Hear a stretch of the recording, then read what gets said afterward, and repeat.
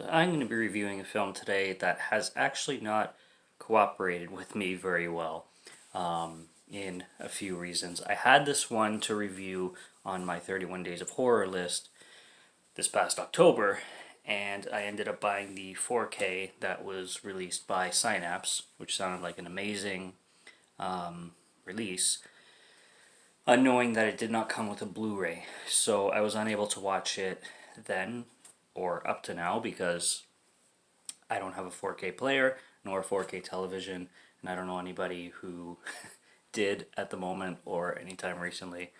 But I decided to buy just the cheapest DVD I could find of the film, which is this one right here. The original Dario Argento Suspiria is pretty much a must-watch in the horror community. So I am here to talk about it. The other thing that happened with this DVD is that I really like watching any foreign cinema with subtitles. And this DVD has no subtitles on it. So I have the option of watching it in Italian or in English, dubbed. And I do not speak Italian, so I have to watch it in English. And although a lot of it is actually spoken in English, a lot of it is also not. And that's kind of a common thing with giallo films and Italian cinema and Italian horror. But it is what it is. I mean, it's not a big deal. It's not going to kill my experience. It certainly didn't. I absolutely love the shit out of it. And it's worth all the talk that it's gotten. Now, it did deliver in most of the things that I was expecting it to. It did throw me some curveballs as well. I thought it would be more colorful, more giallo, more. I thought it'd be more vibrant. It's actually quite a dark film, like in style, in its execution. I'm not talking about color schemes because the color schemes are very neon. The cinematography is absolutely out of this world. It's mind blowing for.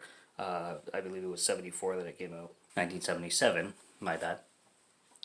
And the color schemes and the color correction are absolutely amazing.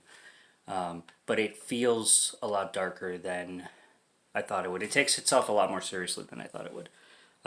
Because, I mean, Giallos, they kind of take themselves seriously, but they kind of don't. So, I really enjoyed it. So this is going to be, obviously, a full spoiler review. If you haven't seen the film, I suggest you do before watching this. Because I'm just going to give you my thoughts on the whole thing. Starts out with this girl being picked up from the airport. She's just about to start in this academy of dance. She's a dance student and wants to, make it in the industry. And she's in Italy, and I'm pretty sure she is American, if I'm not mistaken. And she, right at the beginning, she makes it to the wrong hotel, and then there's this murder scene that plays out that really has a lot of vibes from a lot of things. I definitely got the Shining vibes with Stanley Kubrick's direction, the way he directs The Shining. I really got that straight out of this scene. And it's so amazingly shot, just from her going from floor to floor, and how this hotel kind of looks so puzzle-like, with the backgrounds and everything in the film The Shining by Stanley Kubrick. Everything was so like puzzle-like with the wallpaper and everything. It gives you off that vibe. But then when she starts to get murdered, it also gave me, strangely enough, some Silent Hill vibes, because there's times where she'll end up in certain rooms or locations that will kind of I'm not going to say morph, but totally look different than from one scene to the next. So she'll be in this like shining looking room, and then the next scene she'll be in this room where the whole wall is like a wire fence kind of thing. And you're like, what the heck is happening here? Is this a dream sequence? There's a lot of things in this film that also you don't know if it's a dream sequence, and you don't know what's in somebody's head or what's actually going on, which obviously is a staple of the kind of film that it is and the kind of horror that it's going for, and also something of the time that's been played with quite a lot. And the murder itself, like, it's just brutal. Like, you literally see a knife literally going through a heart, like in an open chest, and it's like right full focus on the heart, and it's just, you could just feel it. You know what I mean? Um, you know, when you watch a scene in a film that you can just literally physically feel, that's one of them. So, Argento definitely pays attention to his you know, details of horror. Now, as this girl gets into the dance academy, another film that I swear probably took a lot of inspiration from this one is Black Swan. I really started to get Black Swan vibes with this girl just giving it her all to do her best in this school with all her teachers, Madame Blanche, Madame Tanner. The main girl, by the way, I don't know if I mentioned her name. It's Susie Bannion, and I did have kind of a little bit of trouble keeping up with everybody's name because there's a lot of characters that are introduced, but then they kind of get killed off pretty quickly. But Susie is her main girl, and like I said, a lot of Black Swan vibes with the darkness and the underbelly of the whole like dance academy world. So I got a lot of that. Um, it's pretty 70s. There's a lot of goofy humor. There's a scene where her and I believe this other girl named Olga are going back and forth teasing each other, and they're doing the whole na na na na, and the one girl's acting like a snake, like slithering, and she's like na and sticking her tongue out. It's like they're completely acting like 12-year-olds. It's kind of funny. That made me laugh a little bit. The soundtrack is beautiful. I mean, it's very lullaby-esque. It's very music box sounding, and it just goes with the visuals and the cinematography of the film perfectly. The way this film was shot, some of the camera angles, and just the editing, what happened in the editing room and what happened with the cinematography, absolutely breathtaking. That's all I can say about that. But yeah, as she goes on, she starts to get more and more invested and throwing herself out there to, a point where she collapses in class, and they're just it gets to the point where you start getting into hallucinations, and you start, the scene where the maggot in the hair scene was pretty disgusting. I wouldn't be surprised if they used actual maggots. It wouldn't surprise me whatsoever for the time. But yeah, where she starts in, like, whether she's envisioning or not, I'm assuming she is, having maggots in her hair and just pulling them out and having handfuls of them, and everybody else in the academy kind of, or her seeing it maybe, and you know supernatural shit just starts to happen, and which makes a lot of sense, and it definitely goes with a theme.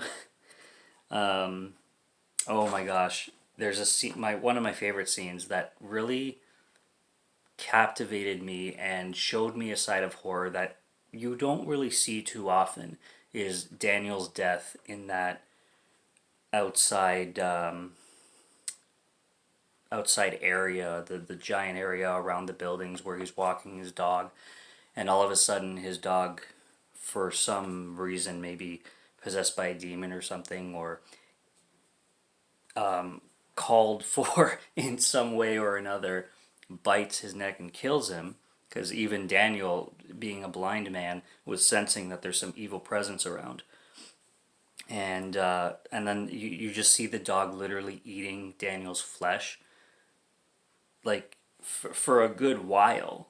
Like you see the dog eating his flesh for a good 15-20 seconds at the very least, and just pulling the flesh with the blood and everything, and just snacking on the guy basically.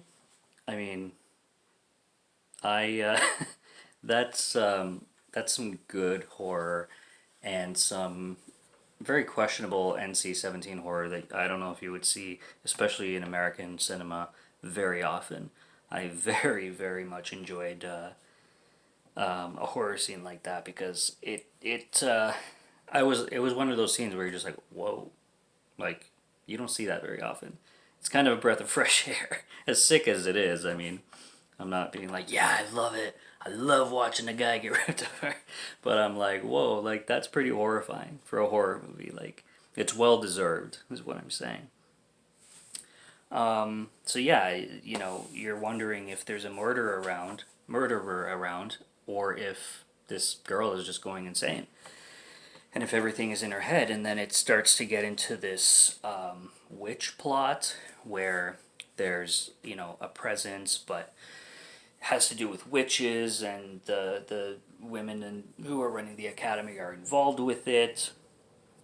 And this woman is just slowly losing her sanity throughout the film, progressively, and it reaches a climax where, um, you know, everybody that she kind of knew amongst the academy or met or whatever are starting to turn into, um, demons, basically. They, like unholy demons.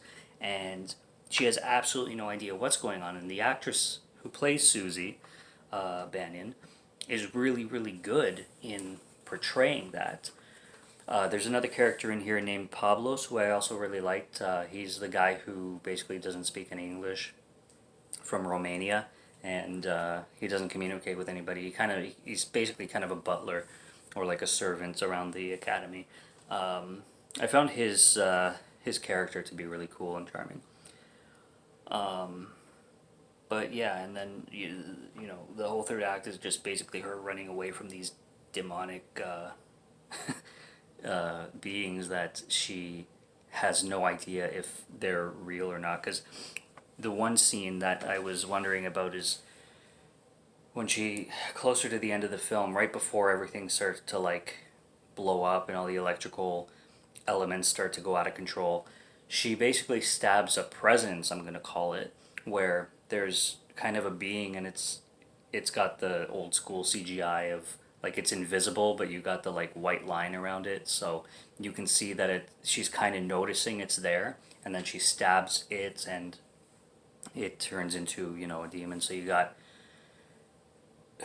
again this whole hallucination versus reality kind of concept that I really liked, and it plays with it really well. But there's nothing that sells this film, like everybody in the horror community says, other than the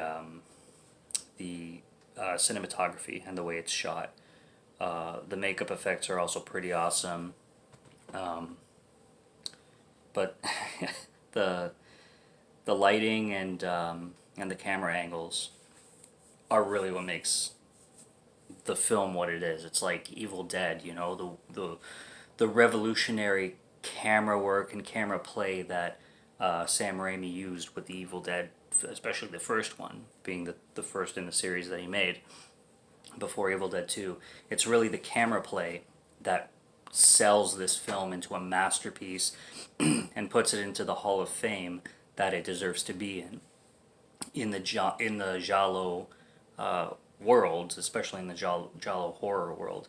Because I struggle with that one, the difference between Italian giallo and Italian horror, because giallo is generally like murder mystery, whereas horror is just strictly horror. So, I mean, there's murder mystery in here for sure. I mean, it counts as a giallo, but the horror is like full fledged. Like this is like a giallo meets The Shining kind of thing, meets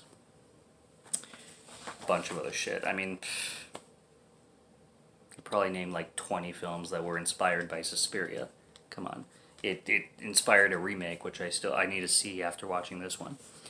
Have not seen it because I am a person who likes to watch things in order, so I'll always watch the original before watching any remake, most often. But yeah, um, there's great kills. There's a lot of violence.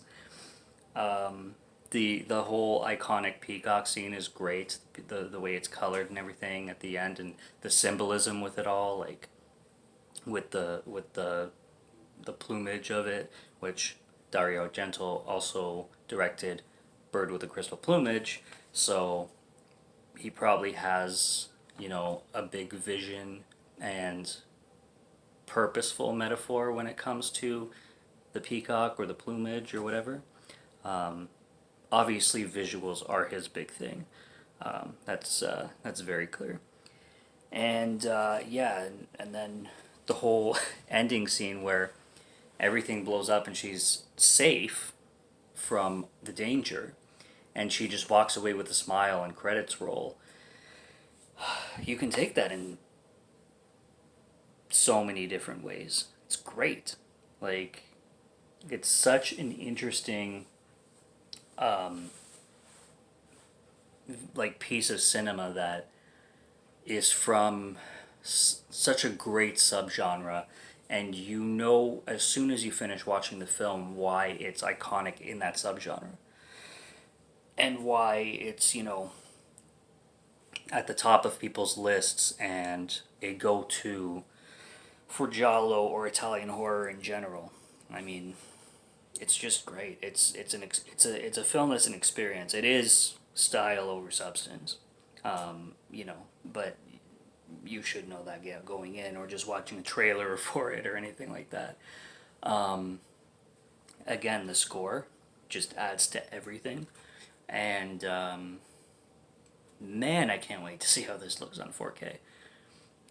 So it took me a while to see this film, but I finally got to it. The 1977 Suspiria was absolutely amazing, and I had a blast with it. So, I mean, that's all my notes. That's all I've got.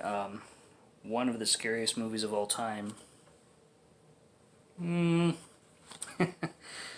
One of the most well done practical films of all time? Possibly. I mean, you're competing with The Thing, though, on that one. John Carpenter, The Thing. But I love it. I love it. And I want to see it in Italian with subtitles. Okay? It didn't ruin the experience, but I don't like to watch foreign cinema in dubs. It drives me crazy. They're in Italy, they're supposed to be speaking Italian outside of whoever's not in Italy. Or, you know what I mean. You know what I mean? Like, the dubbing thing just drives me absolutely crazy. But that's weird, too, because a lot of Italian productions, especially with giallos, they release them with the intent of them being watched in English, even to the point where they get, American actors or British actors to play the roles, or they dub them later, or, some characters are speaking in English, some or actors or actresses are speaking in English, actors and actresses, some of them are speaking in Italian, some of them are speaking in German or French or whatever, and then they just dub it all later in other languages. They used to do that a lot, so maybe, like, a lot of them were released, like I said, with the intention of watching them in English, so maybe it doesn't matter. It feels like this might be one of them, but still, I just like to watch it in Italian because it's an Italian release and I like to watch it with subtitles. That's just me, everybody's different. But that was Suspiria. I loved it. Subscribe to Morgan Film Fan if you like my film reviews, if you like to listen to my voice, and I will be coming back with more reviews soon, so stay tuned. Cheers.